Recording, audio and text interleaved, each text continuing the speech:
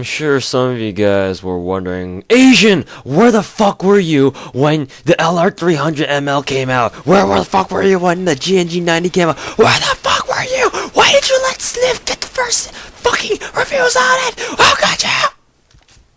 Okay, let's get serious here. I was at home during Thanksgiving week when those two weapons came out, so yeah, sorry for not being able to get to these reviews like the first that I'm usually am. Tra-la-la-la. Seriously, guys, I know I do get some fast reviews out, but when I say I'm gone, I'm gone. So not really much I can do about that there. In any case, now, because I am actually back at college, and now I actually have my actual laptop with me that I can do stuff and record things with, let's get started on the review on the new assault rifle. Quick word of, or quick, I guess, I don't really know how to say this, but in any case, I guess a quick heads up, I should say. The GNG90 Road Mastery episode number 32 will be coming up shortly, sometime this week. I've just got a lot of other videos on my backlog that need to be uploaded first on scheduled uploaders, so you'll see those. So sometime this week, maybe around, I want to say like Thursday or Friday or so, you'll see the Road to Mastery episode number 32 featuring the GNG90. So hopefully you guys will look forward to that. Any case, that's that for a new sniper rifle. It's a new sniper rifle I'm enjoying a lot, so that should tell you guys something. But you guys will just have to watch the episodes for my overall feelings about it, and consequently the overview episode featuring that and the ZI Falcon. Anyways, this review is going to be on the new assault rifle that has been released as of the Black Friday sales of this year, 2012, and it is called the LR300 ML. At first I thought it was called the Lard Retard 3000 MILF or whatever the fuck. Yeah, I don't know what I was trying to go with there, but whatever. In any case, after I completely butchered that name, this is an NX standard assault rifle, and yeah, it is currently on for. I'm actually recording this audio commentary on Monday morning before my classes because I woke up a little bit early, so right now it's still on sale, but I'm presuming it's not going to be on sale anymore after Monday. So in case you guys see this review like in the middle of the week, you're like, dude, what the crap, man, just bear in mind that at the time of this recording, it's still on sale right now. So it's on sale for 90-day and permanent durations for 20% off. So if you already got it, then that's great. If not, then whatever. In any case, let's get started on the actual statistics themselves. The LR300 ML, according to Combat Arms Wiki, has a 40 damage rating. This makes it on par with guns like the M416 Camo, the Rec 7, I want to say, and among other assault rifles. And so it's middle of the pack, you could say. I shouldn't say middle of the pack, actually. It's more like, it's more on the weaker side, but it's still definitely strong. It's not weak by any means. So yeah, it's got pretty solid damage. Portability is at a 62, which is the same as it is on the M416 and the M416. Oh wait, not the CQB, but on the M416. Regardless, rate of fire is at a 74, which is very standard for assault rifles, and its accuracy is an 81. So it's the same. It has the same accuracy as like. I don't know, like M4, whatever. It's got like M4 like accuracy and stats. I mean, overall the stats really mimic like that of an M416, basically, like M416 Camo. The recoil is a little bit much at 66 though, so the M416 Camo has like 62 recoil. So you can think of this literally like an even worse M416N. Like, it's kind of funny how Nexon's putting out these NX new guns. Like, they're modeling these guns basically like differently, but in a worse way, statistically speaking, of like the previous ones. Like, you know, like how in my review for the M416N, I left a comment that had a couple thumbs up on it that said like basically the M416N is like an inferior version of the M416. Well, what do you know? We have the LR300 ML, which is, just going by pure stats, is basically a even shittier version of the M416N. So, herp. Anyways, but yeah, those are its stats. They do remarkably resemble the M416 camo's stats. Its accuracy is buffed by 1 point, but what the hell does that matter when accuracy really doesn't matter for assault rifle as far as assault rifles are concerned?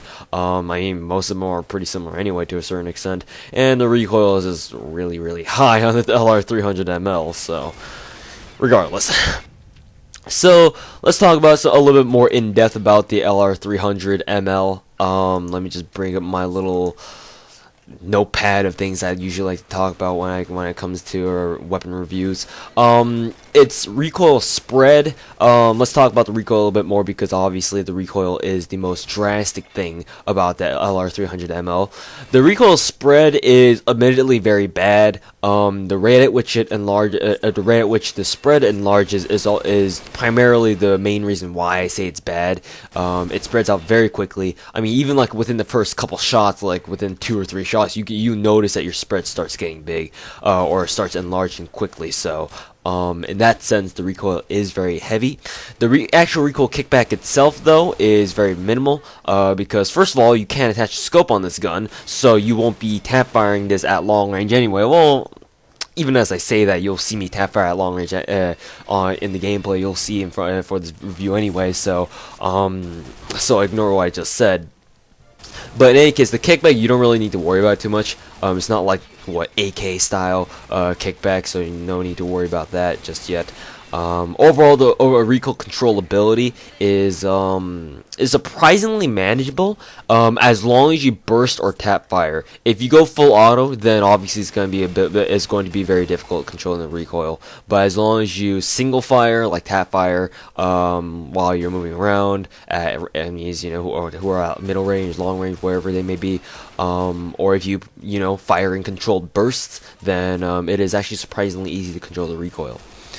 Tapfireability on the LR300 ML is excellent. I want to say that the LR300 ML is like an M4 variant-ish kind of gun. Because I mean, just judging by the stats alone, you can tell that it's Nexon kind of intends this to be like an M4 knockoff variant or of some sort under a different name and looks kind of different. I mean, the real animation is pretty much the exact same as M416's. So yeah.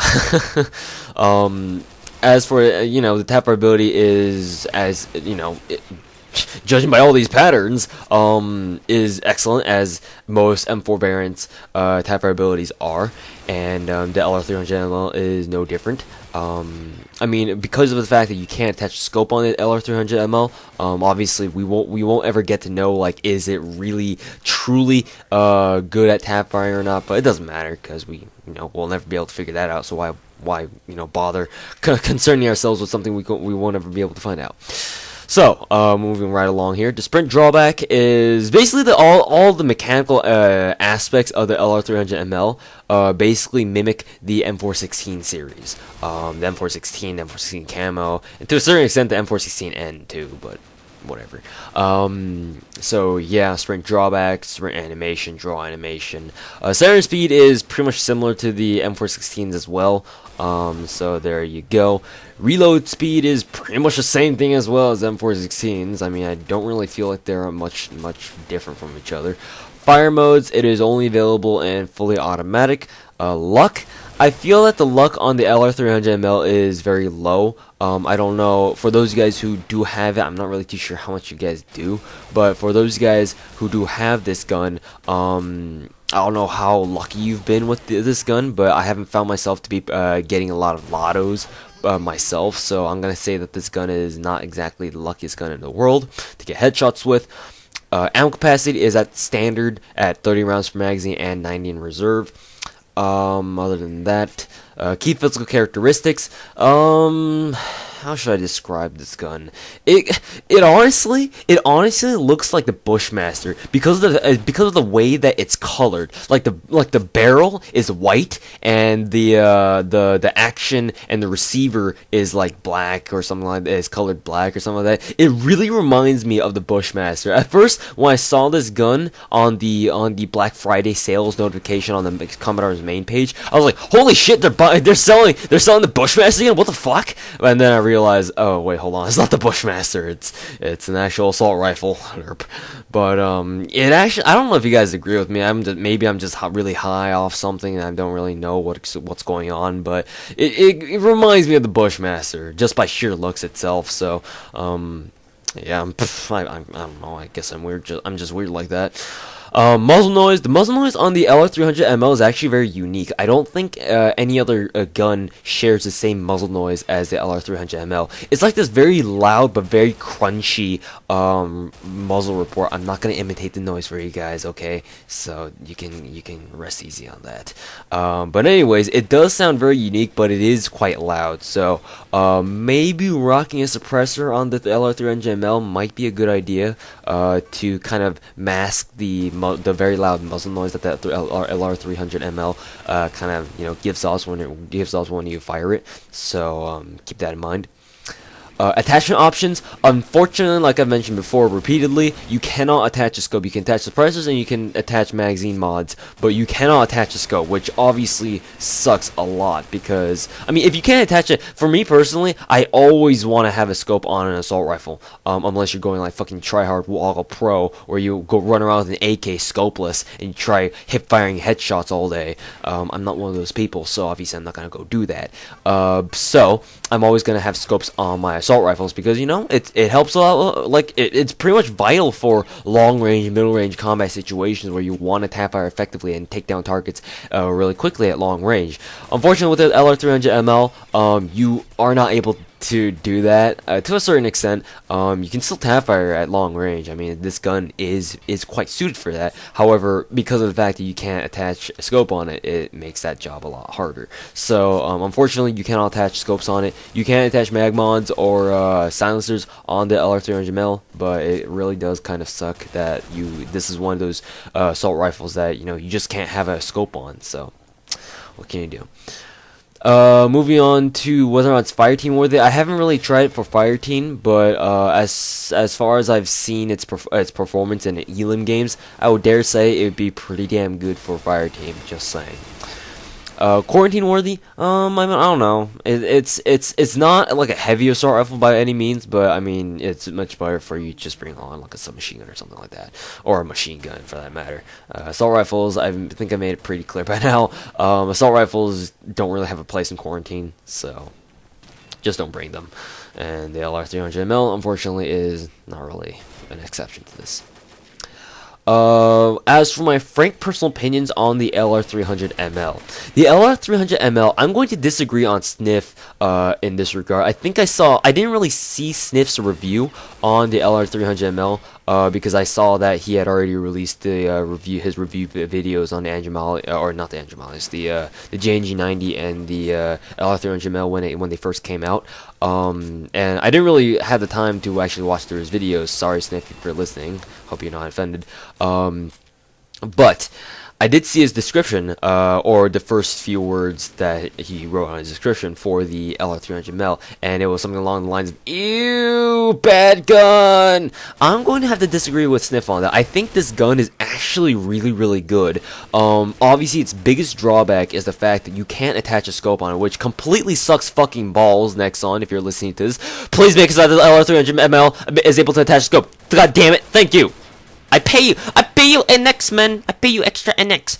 But this gun actually kicks a lot of ass. I've been playing around with this a little bit, not too much, but quite a bit, and this gun is actually really good. I don't really know what it is about this gun that makes it so outstanding, but I just feel like this gun is really, really strong. I mean, just by judging by the stats themselves only, I mean, it's got the same damage as the M416 camo or Rec 7, and it's got the same rate of fire as the M416 camo. That's for sure, and consequently the M416N. I mean, granted, both guns kill people very quickly. However, I feel like the LR300 ML just kills faster than either the M416N or the M416 camo. I don't know why. I don't know why. Maybe Commander's Wiki screwed up the stats on the LR300 ML so that it actually deals more damage than what the Commander's Wiki says it does. But I feel like it more or less has the damage rating like 41 or 42 even. I mean, I think 42 would be pushing it because, you know, Baron CQB has a damage rating of 42, and that's really strong. So maybe 40 is accurate, but I don't know. I just feel like I knock down people really fast at close quarters with the LR300 ML. Maybe this is one of those assault rifles where, you know, Nexon designed it so it's intentionally made for close quarters. I mean, granted, it already is, seeing that you can't really attach a scope on it, but even at long range, even at middle range, I mean, it's still an assault rifle.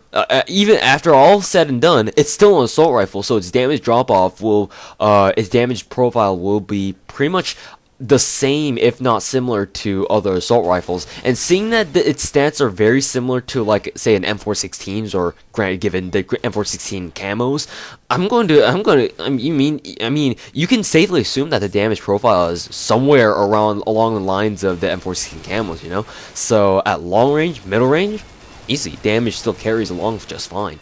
I mean, once again, scope.